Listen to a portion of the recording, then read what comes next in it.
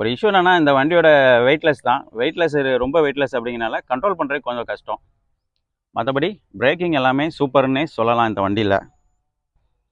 இதோட ரியரோட suspension system பார்த்தோம்னா ஒரு ஸ்விங் ஆம் காயில் ஸ்ப்ரிங் அப்படிம்பாங்க. இது ஒரிஜினல் இல்லை, இது அவுட் ஆஃப் மார்க்கெட்டில் வாங்கி மாட்டியிருக்காங்க சும்மா ஸ்போர்ட்டியாக இருக்கணும் அப்படின்னு. இதோட ஒரிஜினல் பார்த்தீங்கன்னா நம்ம எல்லாருக்குமே தெரியும், கேப்ரியல் அப்படிங்கிற பிராண்டில் வரும். கேப்ரியல்ங்கிற பிராண்டில் தான் வரும். அது வந்து நம்ம ஒரு அட்ஜஸ்ட் பண்ணுற மாதிரி இருக்கும். ஒரு 5 ஸ்டெப் நம்ம அட்ஜஸ்ட் பண்ணிக்கலாம், ஹைட்டெல்லாம் அந்த மாதிரி இருக்கும். இதில் பார்த்தீங்கன்னா இது உள்ள ஆயில் ஃபில் பண்ணியிருப்பாங்க. இதில் இது உள்ள தான் ஆயில் ஃபில் பண்ணியிருப்பாங்க. ஆயில் டேம்பரி சிஸ்டம் அப்படிம்பாங்க இதை. வண்டியோட சைட் பேனல் பார்த்தீங்கன்னா 135ன்னு போட்டிருக்காங்க. ஆக்சுவலி இது வந்து RXG தான். RXGயோட பேனல் கிடைக்கல, அதனால் 135 உள்ளது யூஸ் பண்ணியிருக்காங்க. இங்கே வந்து டூல்ஸ் கிட்டு வந்துடும்.